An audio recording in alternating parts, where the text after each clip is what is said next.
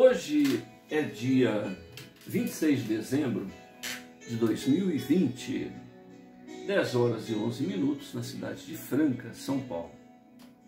O objetivo desta gravação é tirar do papel, passar para o YouTube a obra Perseverança, do autor espiritual Shirley, psicografia de Edson Flauzino Ceni, revisão Ceni Júnior.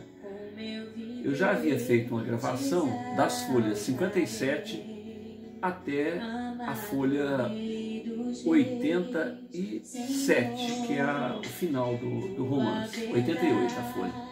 Então, das 57 a 88. E agora eu vou fazer uma leitura longa, né, da folha 1 até a folha 56. Isso para facilitar que vocês encontrem esse material no YouTube.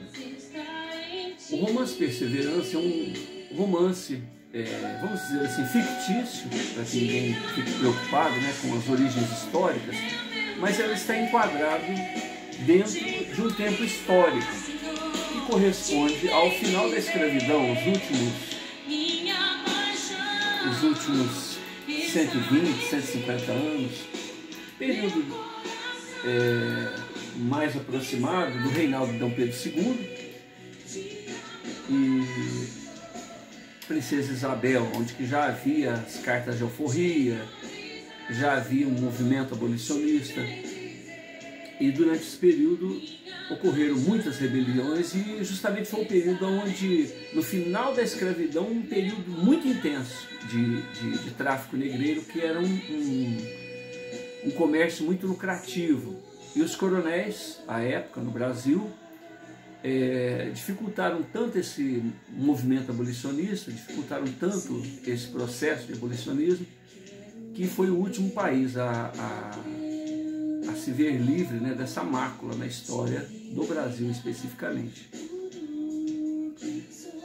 E trata-se de um romance envolvendo uma família de latifundiários, o pai Manuel Manson, um coronel, que liderava os outros coronéis, no sentido de trabalhar pela manutenção do status quo, né? Pela manutenção da maneira com que as coisas estavam. E com a morte dele, justamente durante uma dessas rebeliões, foi morto por um dos escravos, ele deixa três filhos, 2 meninos, 2 rapazes, um de 21, outro de 18 e uma menina de 15 anos. O menino mais velho assume o papel do pai, inclusive nas reuniões da elite local, né, da burguesia, vamos dizer assim, e fizeram tudo para dificultar a abolição. Diferentemente do irmão mais velho, o irmão do meio, né, o de 18 anos, chamado Giuseppe Restart, o mais velho chama-se Sarvin, o do meio chama Giuseppe Restart. Ele tinha ideias abolicionistas, tinha ideias cristãs, né, que visavam tratar todos os seres humanos como iguais, e curiosamente ele tinha uma mediunidade muito interessante e complicada para a época, porque ele sofria ataques epiléticos e na sequência ele tinha surtos catalépticos, onde além dele cair, ter aqueles sinais característicos da catalepsia, da epilepsia, ele ainda passava por uma outra fase chamada catalepsia, onde o corpo dele se portava como se estivesse morto. Isso foi por anos, né? Ele tinha 18 anos, por anos isso aconteceu, a família até acostumou com aquilo, e a família tinha vergonha dessa situação, porque é uma família muito rica, muito orgulhosa, e, além do mais, contrárias à própria ideia dele abolicionista. E durante os processos de desmaio dele, né, de viagem fora do corpo, em que acontecia essas coisas, ele tinha uma rememoração de vidas anteriores, onde ele passava a ter uma compreensão maior do porquê que a família dele tinha essa aversão a ele. Numa das lembranças dele, ele se vê na época do Senado romano, e ele tomando atitudes como senador de destaque lá, contra determinadas pessoas, determinado grupo, determinada situação social, e as pessoas se ajoelhavam nos pés dele, pediam para que ele mudasse aquele parecer dele. Dentre eles, a irmã mais nova, a caçula da família, Diná, que pede para que ele não faça aquilo e tal. Enfim, ele prejudicou até a irmã que apoia ele na atual encarnação. E o restante da família, então o pai, a mãe, a tia, que é a irmã da mãe dele, a Norma, né? E a menina, a Ninha, filha dessa Norma, todos eles têm uma certa ojeriza ao Giuseppe. Então isso tudo está ligado mais a esse passado do que aquela vida, né, privilegiada que todos tinham e que ele imaginava que aquilo tudo era injusto, né? Eles vivendo naquela vida ao preço do sangue, do sofrimento na escravidão. E independentemente disso, até as pessoas que não eram escravas, ou seja, negros alforriados, brancos, mas de situação precária financeira, também eram tratados quase que como escravos, trabalhavam a troco de comida. Então, contra tudo isso, essa situação, né, essa população mais pobre se insurgiu contra a elite. Então foram várias ocorrências. Então, como eu vou começar, né, o romance já vai dar para ter uma ideia melhor. Então, quem quiser localizar esse trabalho, vai escrever Perseverança, Shirley, que é autor espiritual, Edson Flores Lucene, psicógrafo, e pode escrever folhas 1 até, no caso, 56, 57, que eu vou ler, blocos 1, 2, 3, né? Quer dizer, vai dar uma ideia de sequência. Lembrando que eu já fiz outras leituras com outra ênfase, né? Mas a ideia aqui é passar todo o romance para o YouTube. Perseverança. Era tarde e o sol já declinava no horizonte aos fundos da residência do jovem Giuseppe Restardi, nosso médium, né? Com seus 18 janeiros, ele encontrava, meditando à beira de pequeno caramanchão. Às vezes, Giuseppe passava por um estado alterado de consciência, desdobrando-se em espírito e se vendo na forma de um homenzarrão bruto, fisionomia rústica, e para o seu pesar, naquela oportunidade, ele cometia atos ilegais e imorais. Tal revelação muito o torturava, tais visões o atormentavam com regularidade, e não se controlando chega a sofrer ataques epiléticos, desmaios com espasmos, seguidos de uma parada cardiorrespiratória, catalepsia. Então ele se recolhe à confiança em Deus, que sempre o avigora em promessas de melhoras.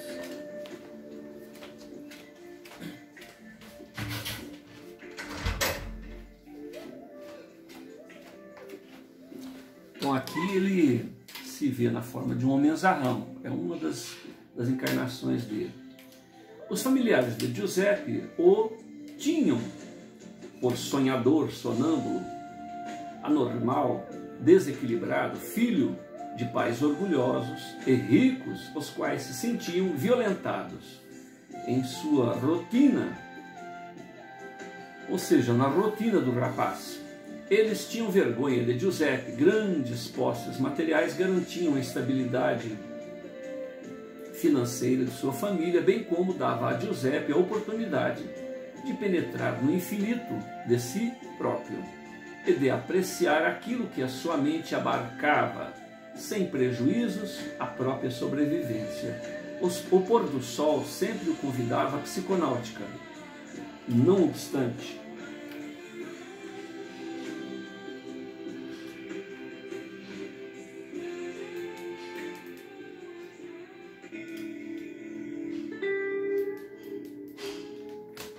o seu temperamento estabilizado em atitudes acauteladas e serenas entre os familiares, era ridicularizado e chamado de folgado. Seus comensais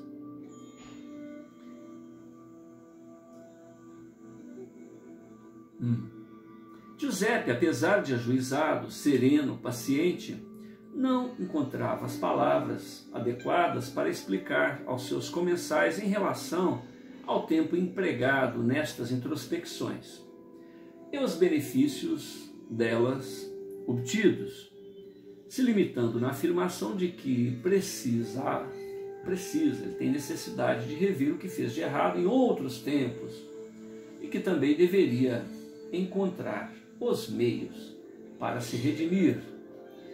O sol se punha devagarinho, abençoando com seus últimos raios luminosos as serras e os montes, apresentando as belezas celestiais aos que têm olhos de ver, quando então surge no zimbório o argênteo brilho lunar. Giuseppe Restart assiste deslumbrado ao movimento celestial, embalado pela sinfonia das aves, anuros, cigarras, grilos que homenageiam em louvores incontidos a sublimidade do Criador, até que, meiga jovem, com suas 15 primaveras, lhe toca gentilmente os ombros. É a sua querida irmã, Dinah,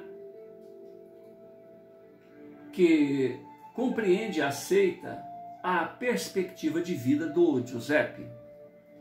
Docemente ela lhe dirige a palavra. O céu está lindo, mano, e parece que você, percebendo a ocasião, iniciou mais cedo a sua peregrinação pelas estrelas. Comovido, Giuseppe desvia seus olhos lacrimosos da abóbada celeste e, fitando a interlocutora, ele comenta: Mana, note a beleza do firmamento. As estrelas viajam quais anjos de luz a rasgarem o céu, anunciando o amor entre os homens, distribuindo sentimentos de fraternidade entre os povos, sem limites geográficos, títulos, posses materiais, raças, castas e cores. Eles, os anjos, buscam renovar conceitos de vida, quais os de se ver criminosos e perversos como doentes da alma. Entusiasmado com a sua tese, Giuseppe, com uma das mãos, retribui o leve toque no ombro da irmã e com a outra mão aponta para certo sítio na cúpula celeste, dizendo: observe, mana, preste atenção e conseguirá ver. Página 2. Envolta na grandeza de alma de Giuseppe, ela olha, mas não abarca, não alcança tal deslumbre. No entanto, ele insiste: ali está, mana, ali está, Dinah. Pudesse eu te emprestar os meus olhos, mas estou certo de que um dia você também verá. Dinah compreende a emoção do irmão e, percebendo que ele poderá até desfalecer, então ela tenta harmonizar as emoções dele, arriscando interpretar-lhe os gestos e sinais.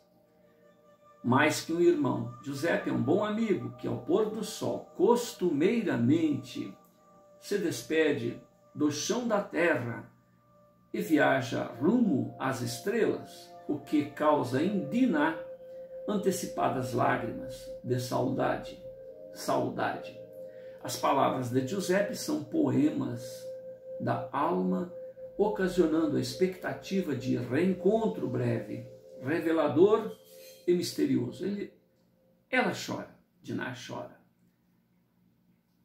ao vê-lo prestes a partir para um tempo e distância conhecidos somente dele mesmo. Quem sabe de algum poeta em comunhão com a sua musa inspiradora, ansiosa. Ela, Dinah, sempre aguarda estes reencontros, onde a releitura da vida e o entusiasmo muito a beneficia. Giuseppe sempre soube retribuir toda a ira a ele endereçada com muito amor. Ele sorri da adversidade, tem com ele a paz e a distribui fartamente. Ele, Giuseppe, sempre ajuda a quem o permite. Quando ofendido, ele revela ou releva as mágoas e perdoa com ligeireza, É como se Giuseppe tivesse o céu dentro de si e o oferecesse no que há de melhor. Ou seja, na sua vivência do bem. Giuseppe era todo coração, transparente e autêntico. Amor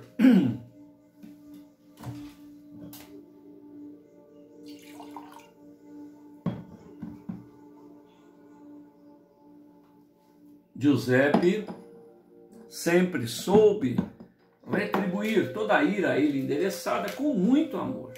Ele sorri da adversidade, tem com ele a paz e a distribui fartamente. Ele sempre ajuda quem o permite. Quando ofendido, ele releva as mágoas e perdoa com ligeireza. É como se Giuseppe tivesse o céu dentro de si e o oferecesse no que há de melhor, ou seja, na sua vivência do bem. Giuseppe era todo o coração, transparente e autêntico amor a caminho do outro, sem ambições, orgulho, fazendo a outrem o que deseja para si próprio, vivendo o bem e a simplicidade. Ele fala do amigo e mestre Jesus com intimidade.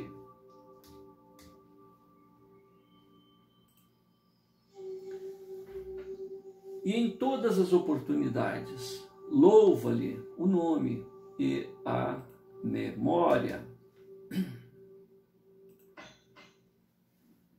dizendo que a vida do Cristo é a maior história de amor que o mundo conheceu. Entretidos, Giuseppe e Dinah não percebem a aproximação do irmão mais velho, Sarvin, que se intromete no assunto em tom de zombaria. Então, sonhador, como lhe parece o céu hoje? Já viu alguma figura celestial? Quem sabe será a chegada do Salvador, retornando do céu para arrebatar os crentes. O primogênito da casa não perdia a ocasião para provocar Giuseppe. Perseguia-o sempre, a ponto de induzir-lhe vertigens somente com a sua aproximação. Sarvin, sabedor disto, implica com Giuseppe o quanto pode, até que o Giuseppe desfaleça e ato contínuo. Sarvin comunica o ocorrido aos genitores em tom de enfado. Dinah inutilmente interfere nos acontecimentos, enquanto Giuseppe permanece ao solo, em contrações musculares involuntárias. Impiedosamente, o irmão mais velho ainda comenta: lugar de doido é no asilo. O primogênito indolentemente sai da varanda, abandonando Giuseppe ao solo, enquanto a jovem Dinah tenta reerguê-lo.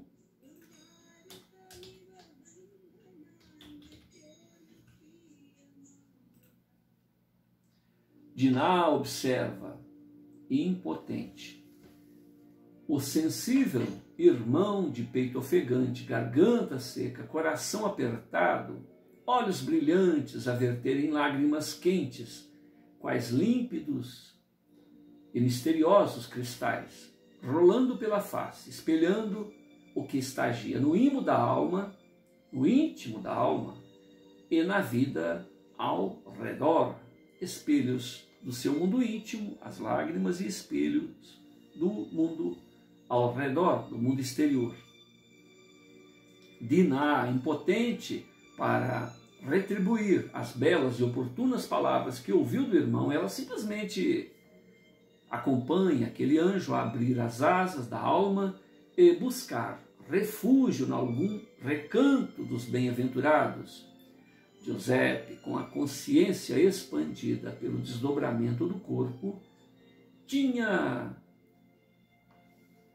a informação das razões que movia toda aquela aversão por parte de Sarvinho, bem como da irmã de sua mãe, sua tia Norma, que ocasionalmente aparece por ali em visita. Tratava-se de compromissos anteriores onde os feriu gravemente na alma e por isso Giuseppe teria que superar estas antipatias na presente encarnação, recuperando laços de afeto por ele voluntariamente rompidos. Página 3. As lamúrias de Sarvinho sempre chegam aos ouvidos de Norma, a tia, a irmã de sua mãe felina, reforçando sua animosidade para com o rapaz. Instantes após, outros fraternos se reúnem em torno daquele corpo abatido. Qual espólio? Espólio de guerra? Um troféu à impiedade. Quadro piedoso é observado pelos presentes, vez que convulsões, gemidos e um princípio de estado cataléptico manifesta-se no corpo do rapaz. Espasmos contínuos e um processo de paralisação fisiológica até prostrar-se inerte. Se o médico fizesse um check-up em moldes populares, atestaria a morte daquele indivíduo por falência cardíaca e respiratória.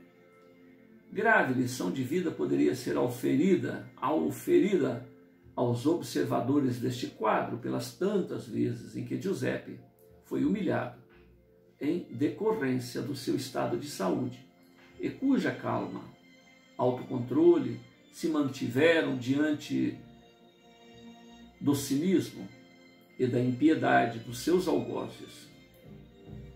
Os próprios domésticos.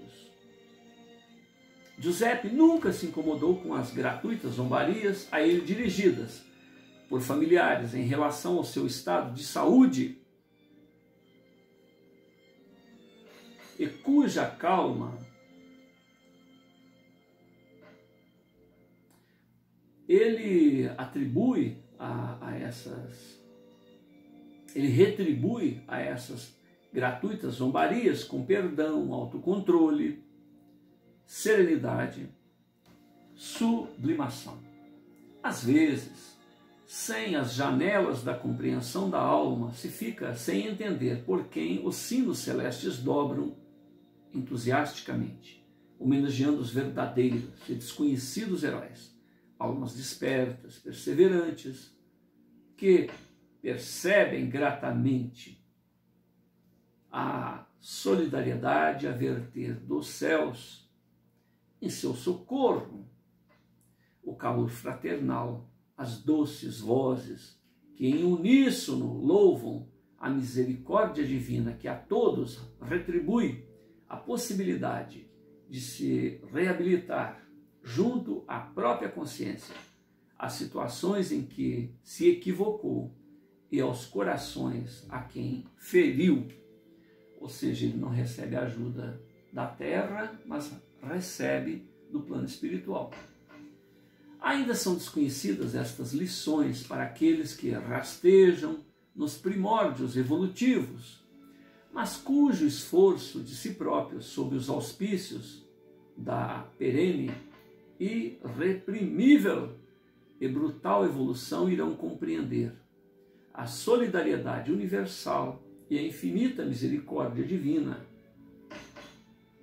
São os aflitos e desorientados de todos os tempos que, tendo clamado por piedade, ao se lembrarem do passado execrável, onde desmereceram a mão alheia, e mesmo assim são socorridos pela solidariedade fraternal que carreia toda a criação divina, são os irmãos de vanguarda e prepostos, do amor cósmico a atenderem aos incipientes da estrada da perfeição. A pessoa recebe ajuda, mas tem que resolver os problemas que ele criou, né? É a lei da vida exigir reparação e retribuição, carreando esforços para que cada qual possa se exercitar no amor incondicional, retribuindo a outrem as bênçãos e benesses que lhe foram auferidas por predecessores que deixaram diretrizes de luz enquanto caminham. Espíritos de escola ajudam aqueles que se arrependem e desejam melhorar.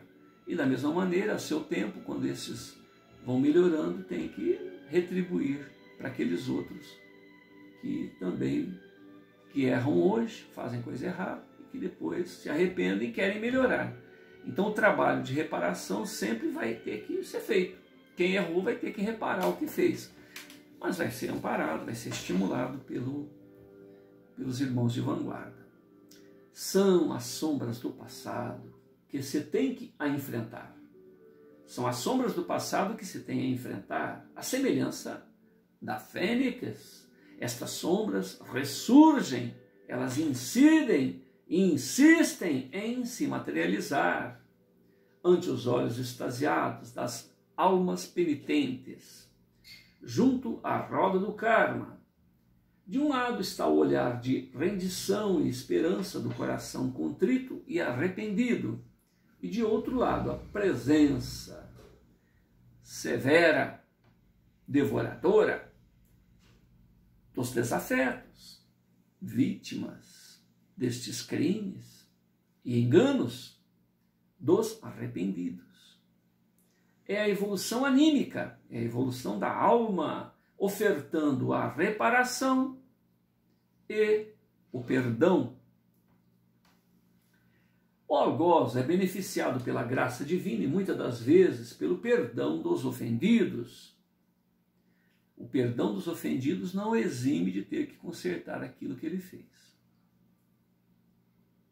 O que o inspira a também se permitir e a outrem que a vida siga adiante, em paz, segura, em segurança.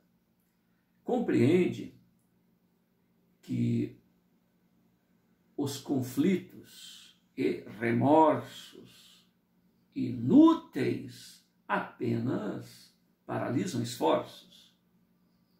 Ninguém se esquece da experiência e do fato ocorrido, uma vez que a memória deve trabalhar na construção do ser e não na escravidão pela culpa.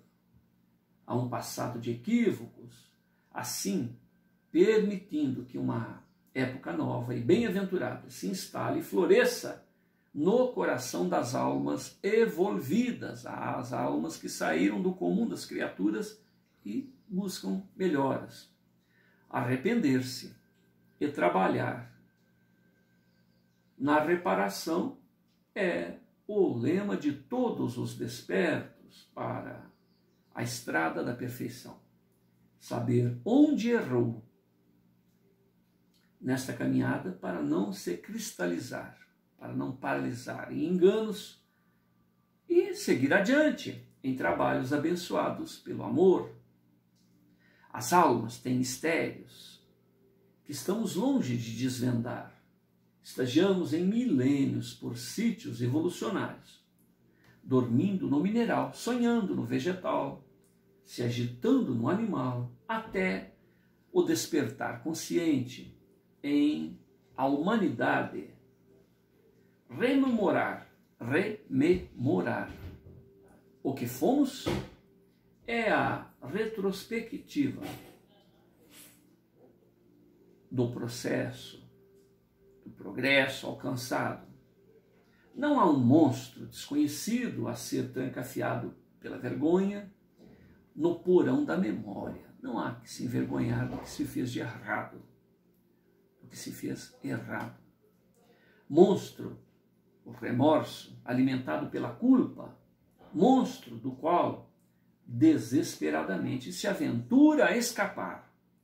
É o passado que nos permitiu exercitar as faculdades da alma e é o passado que nos proporcionou riscos e também a oportunidade de seguir adiante dentre as adversidades, aos reencontros com cada equívoco, com as consequências destes equívocos.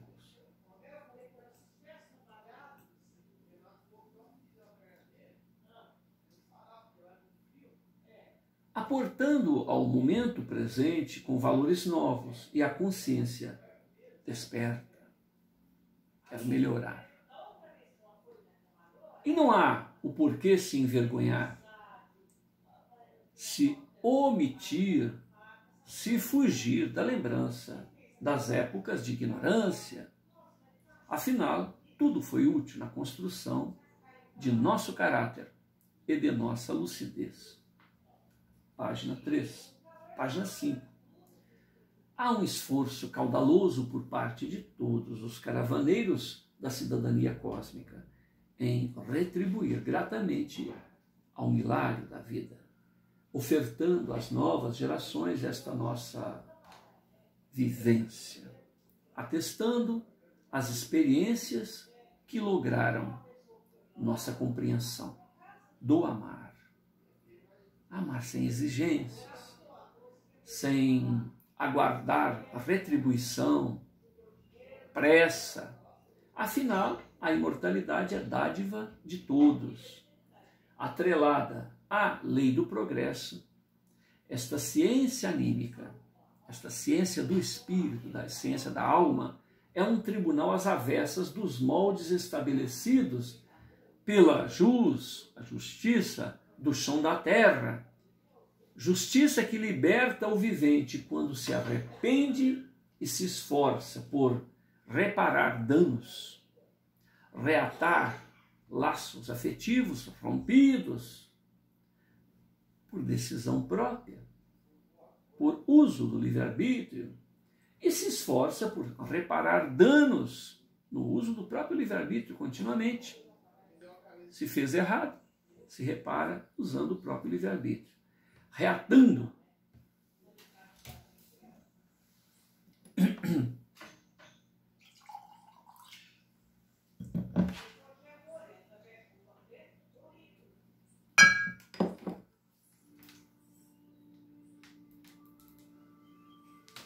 Repetindo, há um esforço caudaloso por parte de todos caravaneiros da cidadania cósmica em retribuir gratamente ao milagre da vida, ofertando às novas gerações esta nossa vivência.